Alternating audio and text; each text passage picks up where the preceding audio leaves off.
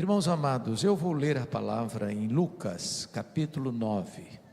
Lucas, capítulo 9, a partir do verso 28,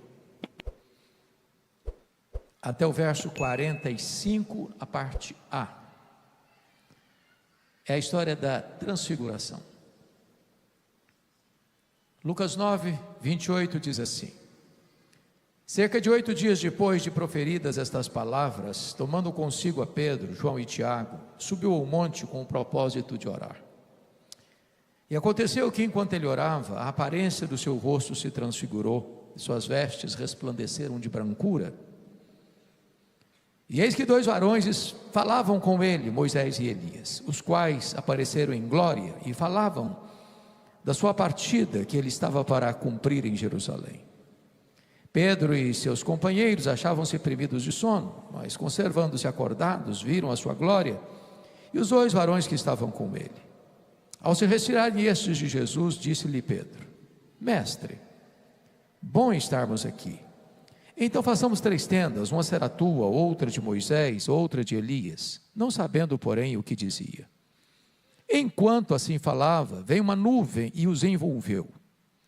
E encheram-se de medo ao entrarem na nuvem. E dela veio uma voz dizendo: Este é o meu filho, o meu eleito. A ele ouvi. Depois daquela voz, achou-se Jesus sozinho. Eles calaram-se, naqueles dias a ninguém contaram coisa alguma do que tinham visto. No dia seguinte, ao descerem eles do monte, veio ao encontro de Jesus grande multidão. E eis que dentre a multidão surgiu um homem dizendo em alta voz: Mestre, suplico-te que vejas meu filho, porque é o único. Um espírito se apodera dele, e de repente o menino grita, e o espírito atinge ou atira por terra, convulsiona até espumar, e dificilmente o deixa depois de o ter quebrantado. Roguei aos teus discípulos que o expelissem, mas eles não puderam. Respondeu Jesus: Ó geração incrédula e perversa, até quando estarei convosco que vos sofrerei? Traze o teu filho. Quando se ia aproximando, o demônio o atirou no chão e o convulsionou. Mas Jesus repreendeu o espírito imundo, curou o menino e o entregou a seu pai. E todos ficaram maravilhados ante a majestade de Deus. Como todos se maravilhassem do quanto Jesus fazia, disse aos seus discípulos: Fixai nos vossos ouvidos as seguintes palavras: O Filho do Homem está para ser entregue nas mãos dos homens. Eles, porém, não entendiam isto. Até aqui. Irmãos amados, esse texto apresenta-nos 3 quadros, 3 telas, 3 realidades. Encontramos aqui o que nós chamaríamos da espiritualidade do monte. Também aquilo que diríamos a espiritualidade do vale. E, finalmente, a espiritualidade de Jesus. Encontramos aqui a experiência de Pedro, Tiago e João, que sobem o monte da transfiguração com Jesus. Ali Jesus ora e eles dormem. O que dá prazer em Jesus dá cansaço neles. E não obstante verem sinais extraordinários e milagres esplêndidos, eles estão agarrados no sono. Então eu gostaria de caracterizar a espiritualidade de Pedro, Tiago e João como a espiritualidade do êxtase sem entendimento. Porque eles estão vendo milagres, mas estão desprovidos de compreensão espiritual. Os 9 que ficaram no sopé do monte, rodeados por uma multidão aflita, porque no meio da multidão tem um pai, cujo filho único está endemoniado, não encontrando resposta nos discípulos de Jesus. Nós vamos caracterizar esses discípulos que ficaram no sopé do monte como a espiritualidade do vale, da discussão sem poder. Porque o texto nos informa, no texto de Marcos, paralelo deste, que os escribas, os doutores da época, estão discutindo com os discípulos, e em vez de estarem fazendo a obra, estão discutindo a obra, e desprovidos de poder. Então vamos chamar essa espiritualidade da espiritualidade do vale, da discussão sem poder. E vamos ao final observar o exemplo de Jesus, a espiritualidade de Jesus, caracterizada por oração, por obediência e por poder. Vejamos essas três faces da espiritualidade, portanto.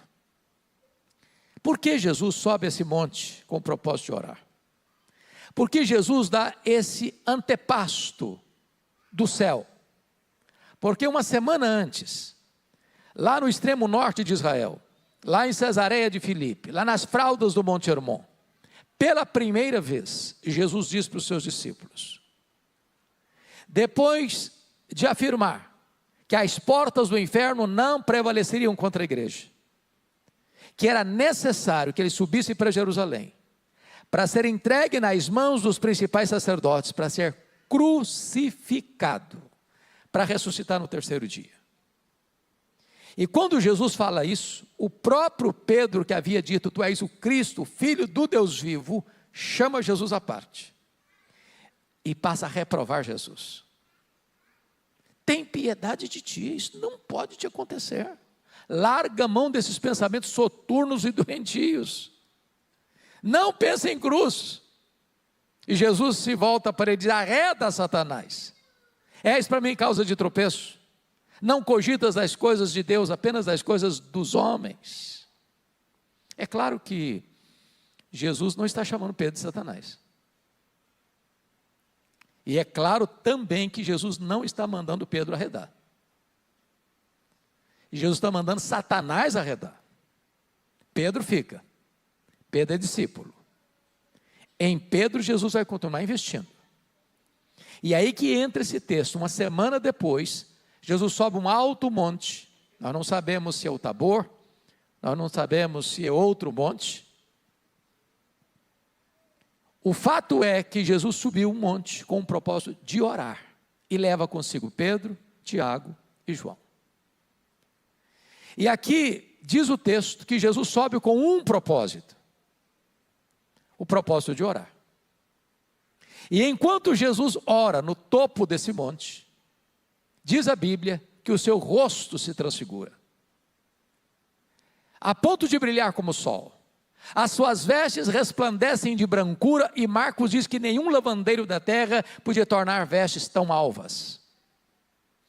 E diz a Escritura que enquanto Jesus está sendo transfigurado, aparecem em glória, conversando com Jesus, Moisés e Elias, os representantes da lei e dos profetas, conversando sobre a sua partida, versículo 31, e a palavra partida no grego é êxodos, em outras palavras, assim como o êxodo foi o momento histórico da libertação dos filhos de Israel de uma amarga e demorada escravidão, a nossa libertação ocorreu na cruz do Calvário. Ali foi o nosso êxodo. Porém, esses discípulos que sobem com Jesus, Pedro, Tiago e João, não oram, dormem. O que dá prazer em Jesus, dá cansaço neles. E ali no topo dessa montanha, eles veem 4 milagres insólitos, extraordinários. Primeiro milagre, Jesus é transfigurado na presença deles. O rosto de Jesus brilha como o sol. As vestes de Jesus brilham como a luz. Segundo milagre, Moisés e Elias aparecem em glória, conversando com Jesus sobre a sua partida. Terceiro milagre, uma nuvem luminosa os envelopa, e eles são tragados, envolvidos por aquela nuvem luminosa. Quarto milagre, de dentro da nuvem surge uma voz divina dizendo, este é o meu filho, o meu eleito, a ele ouvi. Mas esses discípulos, apesar de estarem vendo milagres insólitos, extraordinários, estão desprovidos de entendimento. Então nós vamos chamar a espiritualidade de Pedro, Tiago e João como a espiritualidade do êxtase, sem entendimento. Nós temos uma concepção muito comum na igreja evangélica brasileira, de uma forma geral, que se nós víssemos mais milagres, nós quereríamos mais. Isso não é uma verdade bíblica. A fé não vem pelo milagre, a fé vem pelo ouvir, e ouvir a palavra de Deus. Está aqui representado nesse monte 3 gerações: a geração de Moisés, a geração de Elias e a geração dos apóstolos. Leia sua Bíblia e leia a história e você verá que essas foram as 3 gerações que mais viram milagres na história da humanidade. Ao mesmo tempo, essas são as 3 gerações mais incrédulas da história da humanidade. Aqueles 2 milhões de pessoas que saíram do Egito, diz a Bíblia, eram 600 mil homens de pé e de guerra, fora mulheres, crianças. Toda aquela geração, exceto 2 pessoas, Josué e Caleb, morreram no deserto. E a Bíblia diz em Hebreus que morreram por causa da incredulidade. Viram milagres, mas pereceram. A geração de Elias, vem o profetismo dos milagres, com Elias e Eliseu, e a nação está mergulhada na apostasia. Idem no período dos discípulos. Então nós chamamos essa espiritualidade dos discípulos da espiritualidade do êxtase, sem entendimento. E o que esses discípulos, Pedro, Tiago e João, não conseguem compreender? Primeiro, eles não conseguem compreender a centralidade da pessoa de Jesus. Diz a Bíblia que quando Jesus é transfigurado diante deles, o Pedro, que era um homem que tinha que falar, ainda que não estivesse entendendo o que estava falando. Você conhece gente assim? Que precisa falar. Então, o Pedro tem que falar. E quando ele vê Moisés e Elias em glória conversando com Jesus, diz: mestre, bom estarmos aqui, esse lugar é fenomenal, é fantástico, aqui é céu na terra, aqui é Shekinah, aqui é glória. Então nós vamos fazer o seguinte, ele toma a iniciativa, nós vamos fazer 3 tendas, uma será tua, outra vai ser de Moisés, outra de Elias. Diz o texto que ele não sabia o que estava falando.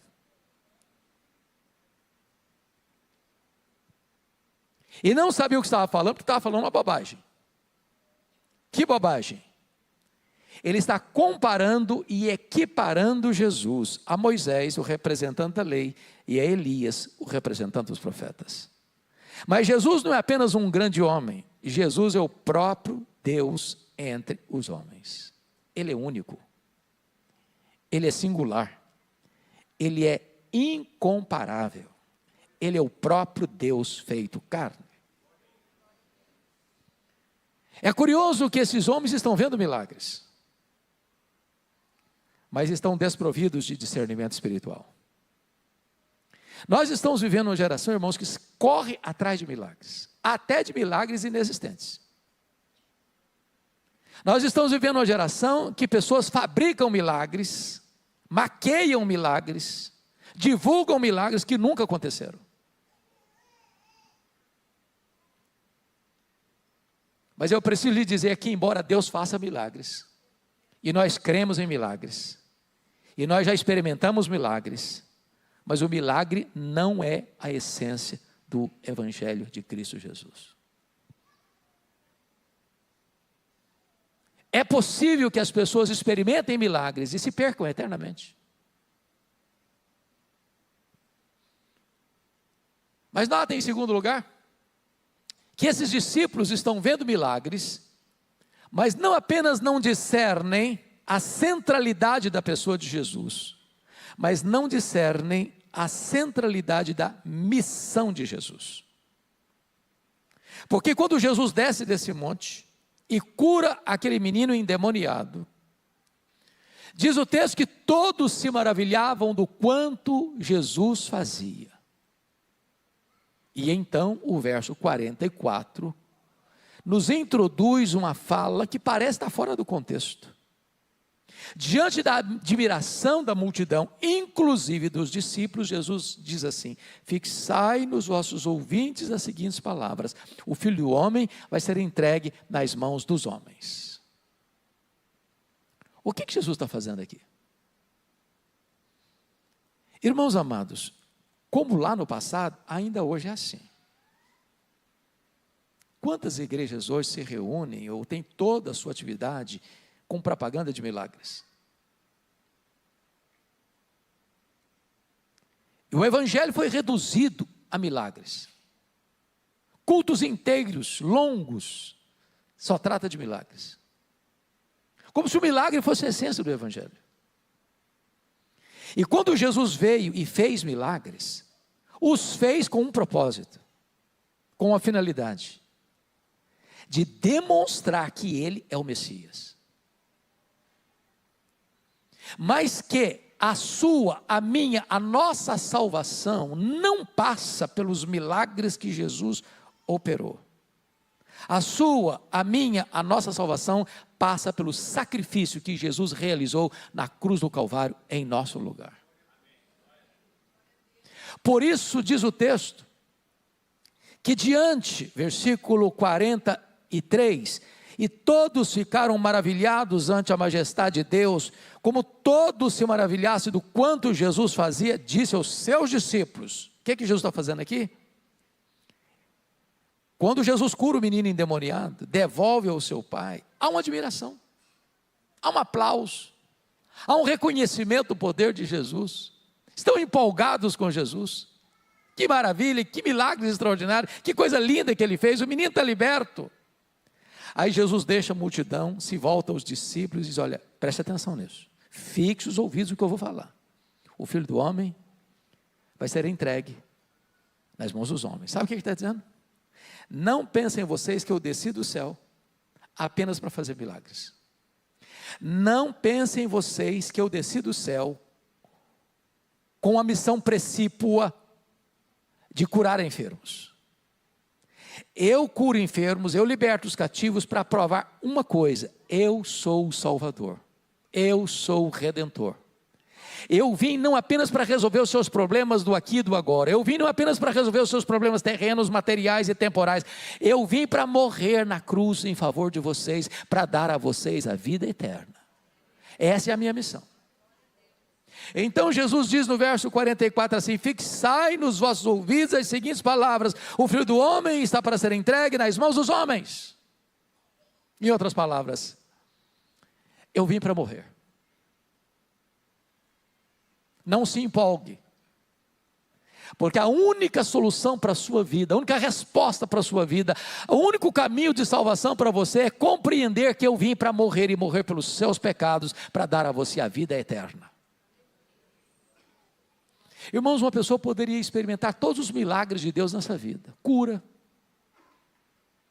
libertação de vícios, rompimento de cadeias existenciais, sucesso em todas as áreas da vida, seja na área da saúde, seja na área financeira, e ainda assim perecer eternamente. Por isso a grande obra que Jesus veio fazer neste mundo foi morrer pelos nossos pecados, para nos dar a vida eterna.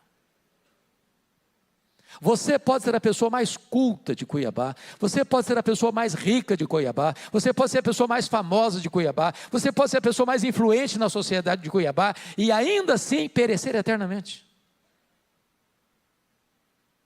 Só Jesus, e só Jesus pode nos salvar e nos dar vida eterna. E Jesus está dando uma ordem para os seus discípulos: fixai nos vossos ouvidos as seguintes palavras: o Filho do Homem está para ser entregue nas mãos dos homens. Em outras palavras, eu vim para morrer, eu vim para ir para a cruz, e é para a cruz que eu estou caminhando, porque é lá na cruz que eu vou salvar vocês, é lá na cruz que eu vou redimir vocês, é lá na cruz que eu vou dar a vocês a vida eterna. Agora veja o verso 45. Eles, porém, não entendiam isto. Sem discernimento espiritual. Então essa é a espiritualidade do monte, do êxtase sem entendimento. Eles estão vendo milagres, Eles estão vendo coisas espetaculares. Mas a mente deles, a compreensão deles está obtusa, confusa, sem discernimento espiritual. Mas aí, nós vamos descer do monte agora. E nós vamos olhar o segundo grupo, os 9 que ficaram no sopé do monte. E diz a Bíblia que lá no sopé do monte tem uma multidão. E diz a Bíblia que no meio dessa multidão surge um pai aflito com um problema pontual. Seu filho único está endemoniado. E a Bíblia diz que esse espírito maligno que atormenta esse garoto, joga-o ora no fogo, ora na água, ora na terra, e ele se queima, e ele quase se afoga, e ele se machuca todo. E quando os discípulos de Jesus chegam nesse local, certamente aquele pai deve ter dado um suspiro de esperança e de alívio. Os homens de Deus chegaram, vai ter solução para o meu problema. E diz a Bíblia que esse pai apresenta esse menino aos discípulos de Jesus, e eles não puderam libertar aquele menino endemoniado.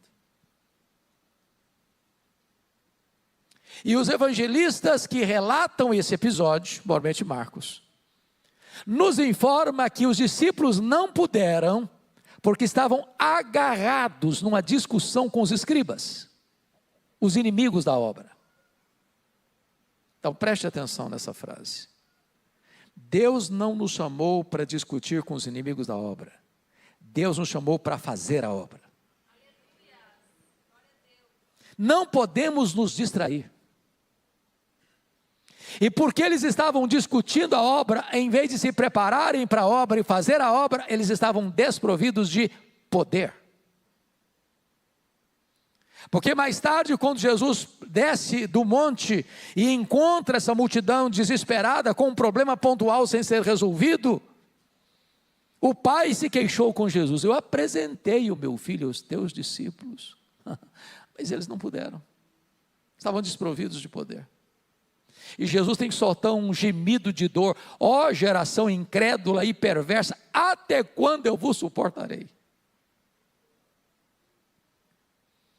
Então eu vou chamar essa espiritualidade aqui, não do êxtase, sem entendimento do Pedro, Tiago e João no alto do monte. Eu vou chamar essa espiritualidade aqui da discussão sem poder.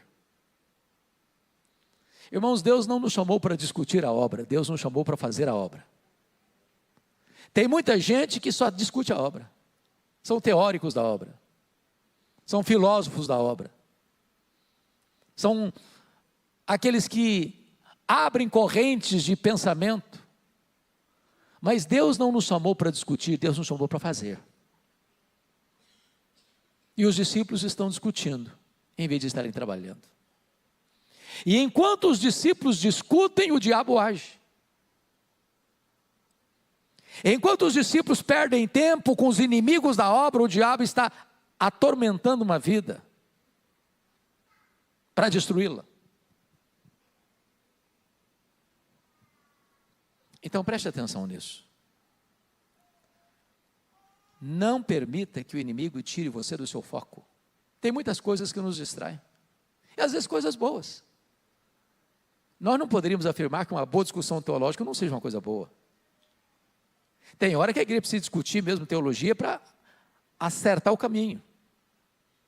Mas Deus não nos chamou para discutir a obra, Deus nos chamou para fazer a obra. Nós não somos teóricos da obra, nós somos trabalhadores da obra. Porque enquanto os discípulos de Jesus discutem, o diabo age. E age com um senso de crueldade. Porque a Bíblia diz que esse filho é filho único. Agora notem. Quando se foi perguntado, desde quando esse menino está assim? Qual foi a resposta? A resposta foi: esse menino está assim desde a sua infância. E a palavra infância no grego lá é brefos. E brefos descreve desde a vida intrauterina até a primeira infância.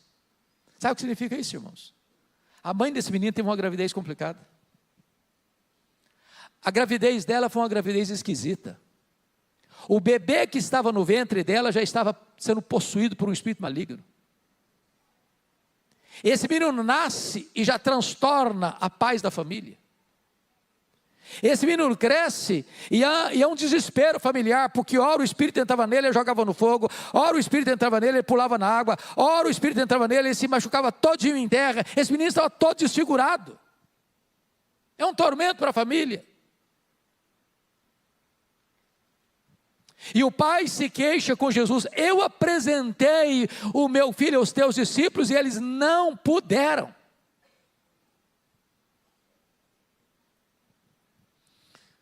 Irmãos amados, há muitos que acham que o diabo é uma lenda. Há outros que acham que é um espantalho.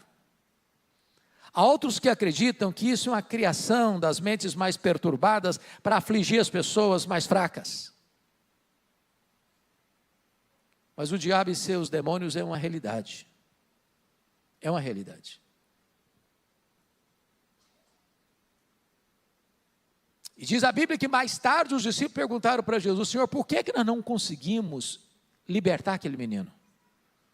E Jesus respondeu: é que esta casta só sai com oração e jejum. É preciso preparo. É preciso preparo. Há alguns anos, pastor Júnior, eu estava em Vitória, e o senhor salvou uma senhora de classe média alta em Vitória, e essa senhora tinha uma criança de 3 anos. E um dia essa mulher caminhava pelas ruas de Vitória, uma criança de 3 anos no colo, e de repente a criança desfigura o rosto no colo dela, e começa a falar impropérios terríveis, blasfêmias horríveis. A mãe tomou um susto enorme. Dali da rua mesmo em que ela caminhava com a criança no colo, ela já vai para um hospital, porque achou que a filha estava tendo um surto psicótico no colo dela. E os médicos examinaram, e os médicos fizeram todo tipo de exame e não constataram nada. E essa mãe desesperada me liga, diz: pastor, eu estou desesperada. A minha filha teve esse comportamento no meu colo e eu não sei o que eu faço. Já levei para os médicos, já fiz exame e não constata nada. Eu disse: traz a sua filha no gabinete pastoral. Ela chegou, eu sentei do lado de cada mesa, ela sentou do lado de lá com a criança no colo de 3 anos. E eu conversava com a mãe e a menina me olhava com um semblante pesado. Quando eu falei do nome de Jesus, pastor Júnior, essa criança, tomada por espírito maligno, com 3 anos de idade, salta do colo da mãe e começa a serpentear no carpete do escritório pastoral como uma víbora, falando blasfêmias horríveis. Eu clamei pelo nome de Jesus. O Senhor libertou aquela criança. E eu perguntei: mamãe, me conta a história dessa criança. Ela me disse: pastor, o meu marido é um homem envolvido com o ocultismo. Quando eu fiquei grávida, ele consagrou essa criança aos espíritos malignos. E aquela criança estava sofrendo os reveses de uma situação semelhante a esse caso que estamos aqui considerando. Podem ter certeza, irmãos, tem muita gente hoje sofrendo, perturbadas, oprimidas, feridas, de ver crianças nas mãos do inimigo. Eu não sei se vocês concordam comigo nesse quesito, mas dê uma pesquisada na programação infantil da televisão brasileira. Se você assistir tudo, eu lhe garanto que você não dorme de noite com a luz apagada. Tem muito ocultismo, tem muita feitiçaria, tem muita coisa esquisita, tem muita violência. Certamente há um espírito maligno querendo destruir a nossa geração, destruir a mente das crianças. Há muitas coisas estranhas que não se pode explicar racionalmente, que não se compatibiliza com a faixa etária de uma criança. E diz a Escritura que em face do problema, os discípulos não puderam. E não puderam porque estavam desprovidos de poder. Não puderam porque Jesus mais tarde disse, essa casta só sai com oração e jejum. E não importa, meu irmão, quão culto você seja, não importa quão estudioso você seja, não importa quão iluminado você seja no saber humano, das ciências humanas, sem oração, sem jejum, não tem poder.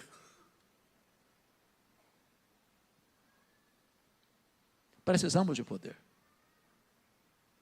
Nós vivemos hoje, irmãos, num mundo marcado por muitas dores, por muitos traumas, por muita opressão maligna, por muitas artimanhas, por muitos laços traiçoeiros, querendo capturar a mente das crianças,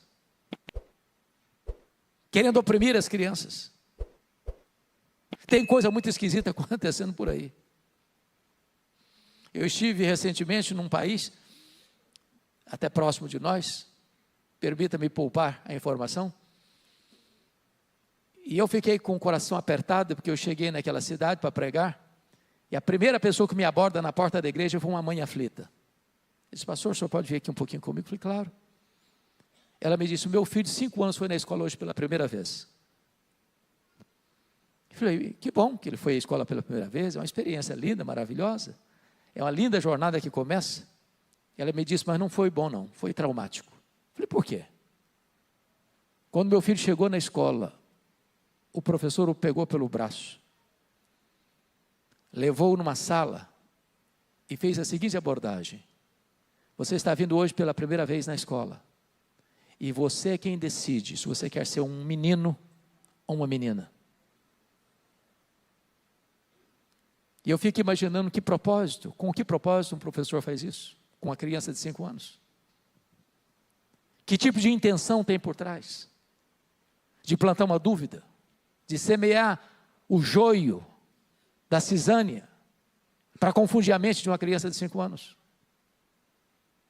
Nós estamos vivendo uma geração caída, depravada, perturbada, confusa, escrava do pecado.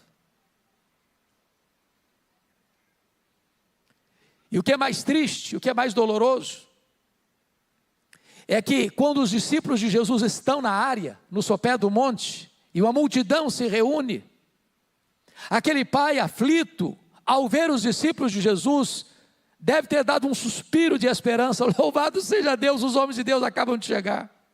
Chegou a solução para minha casa, chegou a solução para o meu filho, chegou a libertação para minha família, e diz a Escritura que ele, o pai, levou o menino endemoniado aos discípulos, e eles estavam agarrados numa discussão teológica, com os inimigos da obra, e desprovidos de poder. Deus não nos chamou, irmãos, para discutir a obra, Deus nos chamou para fazer a obra. Tem muita discussão teológica. Aliás, notinha de rodapé, tem muitos grupos de WhatsApp hoje de discussão de teologia. Se você não tiver cuidado e entrar nisso aí, você passa o dia inteiro discutindo a obra em vez de fazer a obra. Deus não chamou para discutir a obra, Deus não chamou para fazer a obra. Quando os inimigos da reconstrução de Jerusalém começaram a discutir com Neemias, tentaram de todas as maneiras parar a obra, todas as maneiras. A última delas foi: Neemias, desce aí, vamos bater um papo, vamos sentar ao redor da mesa. Neemias respondeu: eu estou fazendo uma grande obra e não tenho tempo para conversar. Deus não nos chamou para discutir a obra, Deus nos chamou foi para fazer a obra. Agora, enquanto, irmãos, os discípulos discutem a obra, o diabo age. E age sem confronto.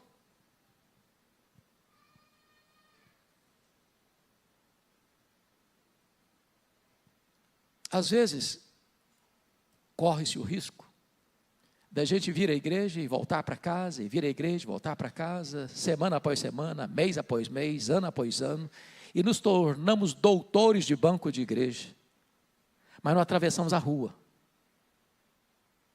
para libertar os cativos. Às vezes tem gente sangrando, gemendo, sofrendo à nossa volta. E nós nos contentamos em discutir a obra com os inimigos da obra, perdendo tempo.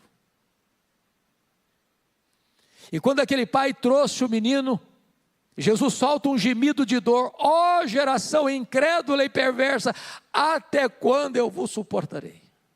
Traz o teu filho. Então preste muita atenção nisso. Se a espiritualidade do monte é a espiritualidade do êxtase, tem entendimento? Porque eles estão vendo milagres lá no monte. 4 milagres eles viram. Eles viram o rosto de Jesus resplandecer, as vestes de Jesus resplandecer. Eles viram Moisés e Elias em glória aparecendo, conversando com Jesus sobre a sua partida para Jerusalém.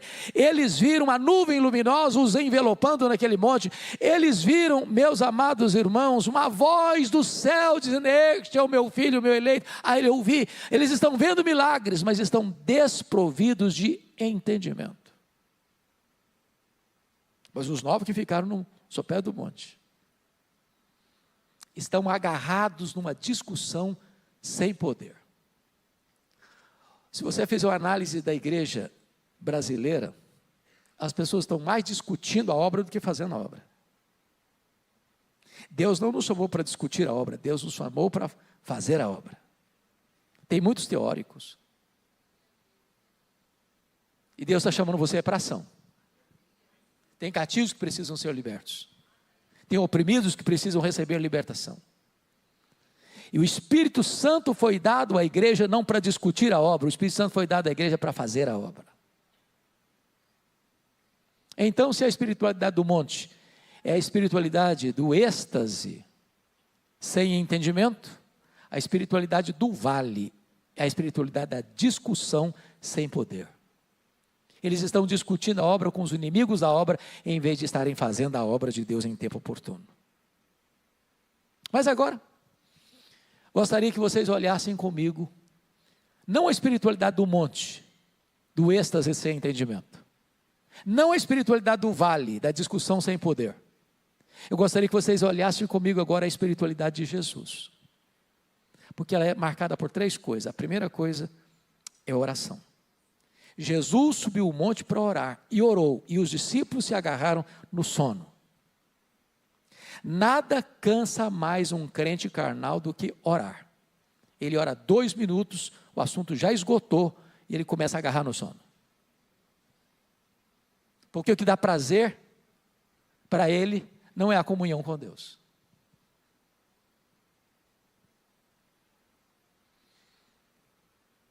Preste atenção nisso, porque Jesus orou, o rosto dele se transfigurou. Porque Jesus orou, as vestes dele resplandeceram.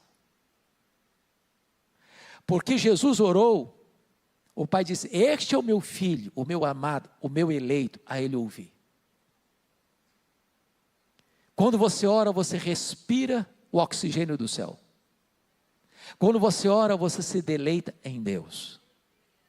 Quando você ora, Deus equipa você para fazer a obra dele, porque não é por força, não é por poder, é pelo Espírito de Deus que a obra é feita.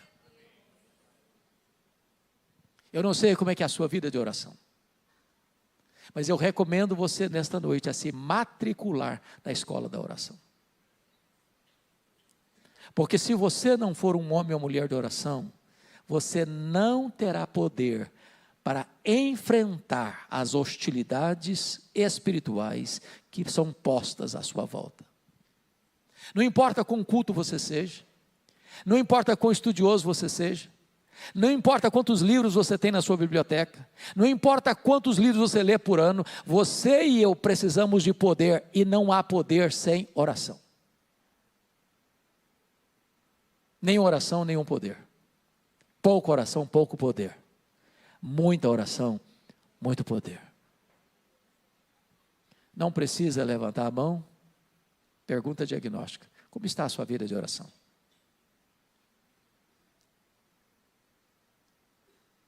Qual é a sua experiência de intimidade com Deus? Qual o deleite que você tem em Deus? Qual foi a última vez que você, extasiado, esteve na presença de Deus, contemplando a sua glória, através da intimidade da oração? Então, a espiritualidade de Jesus, em primeiro lugar, é a espiritualidade da oração. E se existe algo, irmãos, que a igreja contemporânea precisa restabelecer, é o deleite em Deus, mais do que nas bênçãos de Deus.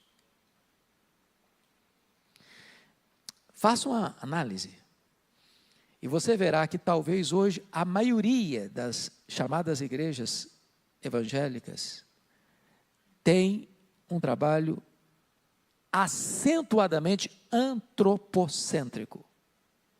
Tudo gira em torno do homem. Tudo é para agradar o homem. O culto é antropocêntrico. A música é antropocêntrica. A mensagem é antropocêntrica. E eu preciso afirmar que você e eu não somos o centro, Deus é. Você e eu não somos o centro, Jesus é. E a não ser que a nossa vida gire em torno de Jesus, até as nossas orações serão antropocêntricas. Me dá, me dá, me dá, me dá, me dá, me dá. Eu sou o centro do universo. Como se Deus estivesse a meu serviço e não eu a serviço dele. E a primeira coisa que marca o ministério de Jesus aqui nesse monte é oração. Ele subiu para esse monte para orar. E ele orou.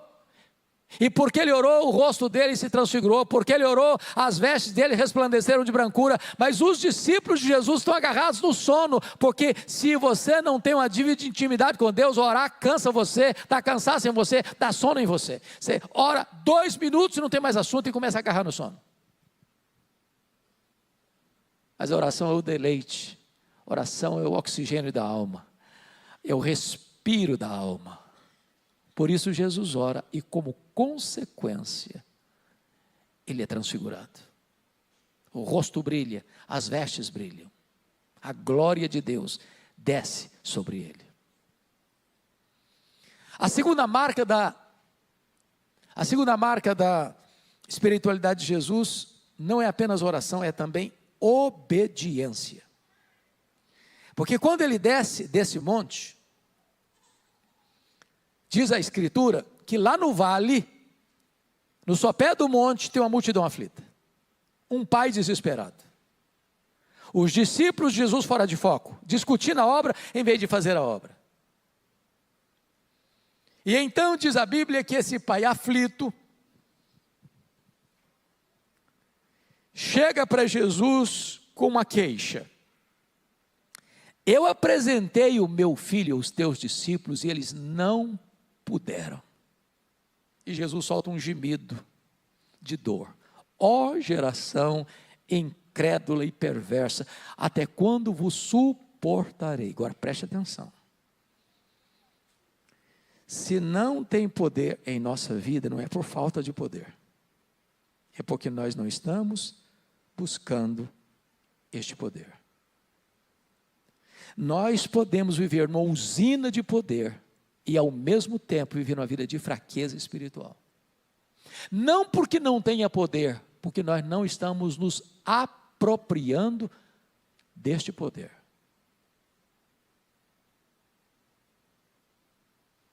Então diz a Escritura que esses discípulos, quando Jesus desce desse monte, ele liberta o menino, ele cura o menino, e agora está todo mundo admirado. Versículo 43, como todos se maravilhassem do quanto Jesus fazia, disse aos seus discípulos: fixai nos vossos ouvidos as seguintes palavras. Por quê, irmãos? Por quê? Convenhamos, ainda hoje é assim. As pessoas estão à carta de que hoje? De milagres. Em muitos segmentos hoje, tudo é feito em cima de milagres. A nossa geração corre à carta de sinais e milagres. Ao contrário até, fazem propaganda de milagres que nunca aconteceram. Fabricam milagres. E nós cremos em milagres. E Jesus faz milagres. E nós temos experimentado milagres. Mas é preciso dizer em alto e bom som, o milagre não é a essência do Evangelho. Jesus realizou milagres para provar que Ele era o Messias, o Salvador do mundo.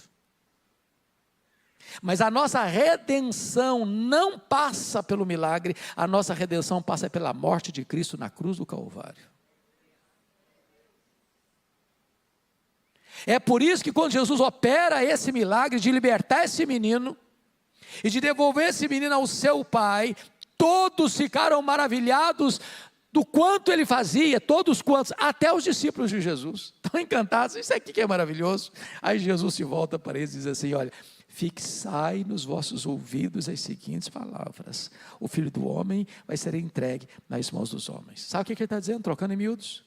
Não pensem vocês que eu desci do céu apenas para fazer milagres. Não pensem vocês que a missão principal que eu vim fazer aqui nesse mundo é fazer milagres. Entendam uma coisa, compreendam isso é a essência. O Filho do Homem vai ser entregue nas mãos dos homens. Sabe o que ele está dizendo? Eu desci do céu é para morrer na cruz pelos seus pecados. Eu desci do céu é para perdoar os seus pecados. Eu desci do céu é para salvar você eternamente. Eu desci do céu é para dar a você a vida eterna. E a vida eterna passa pela minha morte na cruz. E diz a Bíblia que os seus discípulos não entenderam isto. Vendo milagres, mas desprovidos de entendimento. Então, por favor, observem esse ponto. A espiritualidade de Jesus é a espiritualidade da oração e a espiritualidade da obediência. Ele veio para morrer e morrer pelos nossos pecados, para nos dar a vida eterna. Mas finalmente, a espiritualidade de Jesus, irmãos, é a espiritualidade do poder. Do poder.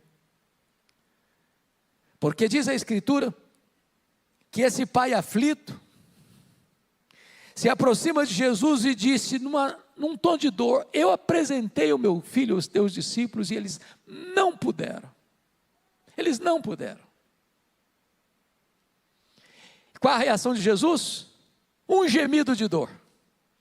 Ó geração incrédula e perversa, até quando eu vos suportarei? Traz o teu filho. E quando o pai vai trazendo o filho, o espírito mudo e surdo entra no menino, joga-o no chão, e ele passa a convulsionar. É a reação do inimigo.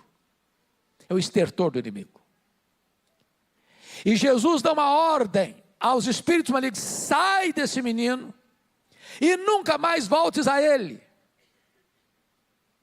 É uma libertação definitiva. É uma autoridade absoluta. E diz a Escritura, que naquele momento, o menino ficou completamente liberto, curado, em são juízo, completamente livre das garras do diabo.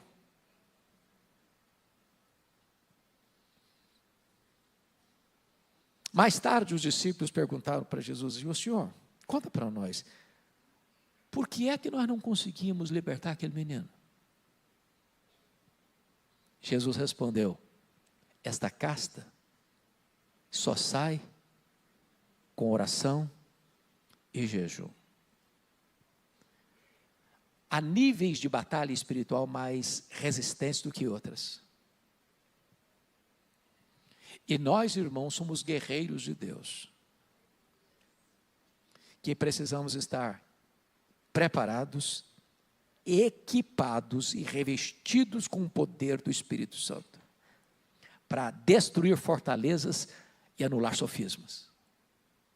Os cativos precisam ser libertos. Quando um crente está sem poder, ele produz um gemido de dor no coração de Jesus. Ó geração incrédula e perversa, até quando eu vos suportarei? Jesus, traz o teu filho. E o menino ficou liberto. E a escravidão acabou. E o inimigo foi derrotado. E a glória de Deus se manifestou. E aquele pai voltou para casa livre com seu filho, liberto para a glória de Deus. Jesus está aqui nesta tarde, nesta noite. E Ele é o libertador.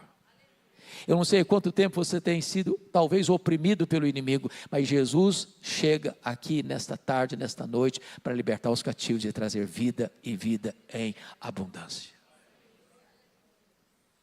Eu estava, pastor Júnior, pregando em Recife, na formatura do seminário, um culto lindo, muitos jovens formando, e ao término do culto, um dos formandos veio compartilhar comigo uma experiência daquele ano.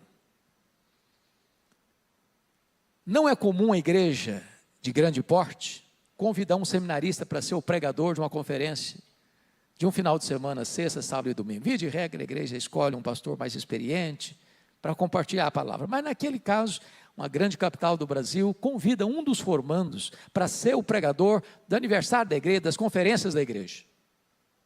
E obviamente o seminarista sentiu-se muito valorizado, botou na mala o melhor terno, a melhor gravata, as melhores camisas, e partiu para aquela capital com a grande alegria de ser o pregador de uma conferência de uma grande igreja. Só que na sexta-feira aconteceu um fato inusitado. Quase na hora de ir para a igreja, aparece na casa pastoral uma mulher desesperada. Diz: pastor, a minha vizinha está passando uma grande luta. O filho dela está endemoniado. E tem uma multidão ao redor da casa e ninguém tem coragem de ir lá enfrentar o problema. Vim aqui para o senhor me ajudar. O pastor da igreja, muito calmamente, disse: minha irmã, que coisa interessante. Acaba de chegar de Recife, onde ficava o seminário, um santo homem de Deus, preparado para essa tarefa. O seminarista começou a tremer as pernas. E começou a gaguejar. Eu só vim avisar o senhor que eu estou indo embora, eu não vou lá não. Eu nunca tinha enfrentado uma situação dessa. O pastor não deixou não, agarrou o cara pela mão, um homem quase 2 metros de altura. E foi caminhando com ele para o meio da rua, e de longe já escutava os gritos alucinados daquela moça, daquela mulher endemoniada dentro de casa. Quando chega em frente à casa, uma multidão apavorada. Ninguém com coragem de enfrentar o problema. O pastor olhou para o seminarista olhou para o chão. E o pastor disse: seminarista, o caso é todo seu, pode entrar na casa. E com muito medo e desespero ele entrou. A mulher com seu olhar esquisito, com seus cabelos desalinhados. E quando ele entrou e viu a cena terrível, ele tentou esboçar a primeira frase, a mulher lhe deu uma bofetada na cara, um homem de quase 2 metros, e jogou ao chão. E no chão ele ficou por mais de 1 hora. Caído, nocauteado, vencido, envergonhado. E a mulher endemoniada, rodeando o corpo dele no chão, bufando, um espírito maligno e terrível. Esse moço, pastor Júnior, que acabava de se formar, eu acabava de pregar na formatura dele, abraçado comigo e chorando, molhando o meu paletó, diz que naquele dia, um filme passou na sua cabeça, caído ao chão, humilhado, percebeu quão fraco ele estava, quão despreparado ele estava, quão vulnerável ele estava, com tanto conhecimento, com tanta teologia na cabeça, mas totalmente desprovidos de poder. E naquela circunstância de humilhação e vergonha, de repente ele começa a fazer como Sansão, agarrado nas colunas, e começou a orar em voz baixa: meu Deus, eu sou teu servo, restabelece minha autoridade, restabelece meu poder, não me deixe envergonhado, não me permita passar por esta vergonha. E quando ele está orando assim, a mulher caiu, a mulher endemoniada, e quando ela caiu, ele se levantou, que diante de Deus humildade, mas diante do diabo autoridade. Ele se levantou e deu ordens ao espírito maligno para sair daquela mulher, e ela ficou liberta. Ficou liberta. E ele se levantou. E aquela mulher foi completamente liberta. E esse rapaz, formando, abraçado comigo, em lágrimas, me disse uma frase que eu nunca mais esqueci. Ele disse: eu entendi, pastor Hernandes, que não basta ser apenas crente. Não basta ser apenas membro de uma igreja evangélica. Não basta ser um líder espiritual. Não basta ser um diácono. Não basta ser um pastor. Não basta ser um seminarista. Não basta ser um teólogo. Não basta ser um estudioso. É preciso ter o poder do Espírito Santo de Deus na nossa vida. Eu não sei quanto tempo você tem de membro de igreja. Eu não sei nem se você é um líder na igreja em que você frequenta, ou desta ou de outra comunidade cristã. Mas a espiritualidade de Jesus é a espiritualidade da oração, da obediência e do poder. Se nós não estamos desfrutando desse poder, não é porque o poder não existe, é porque nós não estamos buscando. Esse poder está à sua, à minha, à nossa disposição. Que Deus nos ajude a termos a espiritualidade de Jesus, da oração. Como é que está a sua vida de oração? Nós estamos ocupados demais para nos ocuparmos com Deus. A nossa agenda é concorrida demais para termos tempo para Deus. Tem muitas coisas que nos distraem. E eu vou lhe dizer que se você não tem intimidade com Deus, orar 5 minutos é uma eternidade. Você se ajoelha e não tem assunto para falar. Mas Deus quer nos dar, irmãos, a bênção de nos matricularmos na escola de oração e nos deleitarmos em Deus, mais do que nas bênçãos de Deus. A espiritualidade de Jesus, irmãos, é a espiritualidade da obediência. Porque lá no topo desse monte, a pauta da conversa de Moisés e Elias com Jesus foi sobre a sua partida para Jerusalém. E a palavra partida no grego lá é a palavra êxodos. Sabe o que é o êxodo? Foi a libertação de Israel da escravidão do Egito.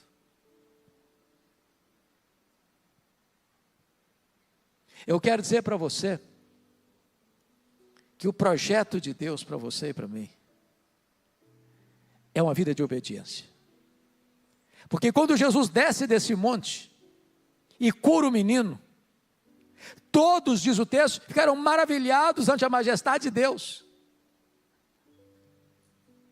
E Jesus então, percebendo que os discípulos embarcavam na canoa furada, de olhar para ele apenas como operador de milagres, não como salvador do mundo, no verso 44 diz assim: fixai nos vossos ouvidos as seguintes palavras: o Filho do Homem vai ser entregue nas mãos dos homens. Em outras palavras, não pensem vocês que eu desci do céu para fazer apenas milagres, não pensem vocês que eu desci do céu apenas para fazer maravilhas aqui. Saibam disso, entendam isso, eu vim do céu para morrer pelos seus pecados, porque é lá na cruz que eu vou libertar vocês, é lá na cruz que eu vou quebrar as algemas de vocês, é lá na cruz que eu vou dar para vocês eterna redenção.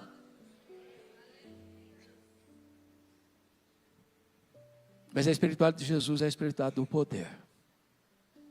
E se nós estamos hoje desprovidos de poder, não é porque não tem poder, é porque nós não estamos buscando esse poder. Toda a suprema riqueza do poder de Deus está à sua, à minha, à nossa disposição.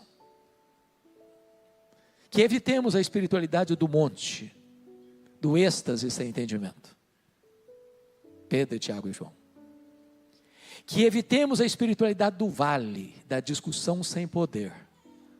Dos 9 discípulos que ficaram, e estão discutindo, mas não estão fazendo a obra, estão apenas discutindo a obra. Deus não nos chamou para discutir a obra, Deus nos chamou para fazer a obra. Que tenhamos a espiritualidade de Jesus, da oração, da obediência e do poder. Vamos ficar em pé. e vamos orar.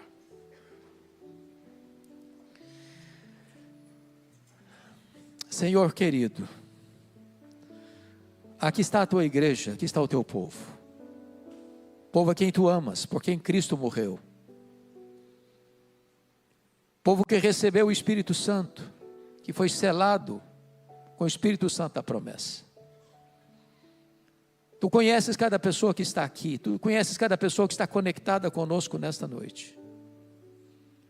Ah, Senhor, nós não queremos apenas ter êxtases sem compreensão. Nós não queremos apenas discutir a obra, em vez de fazermos a obra. Nós queremos revestimento, Deus.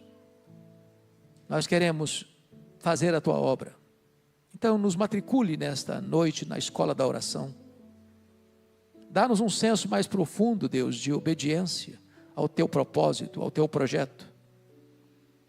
E reveste-nos com o poder do Espírito Santo. Não queremos viver uma vida fraca, minguada, insossa, fraca.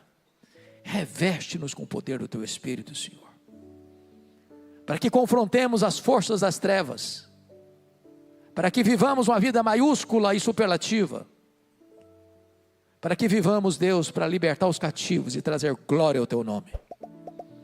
Gratidão por esta noite, gratidão por esta igreja, gratidão pelo teu povo aqui reunido.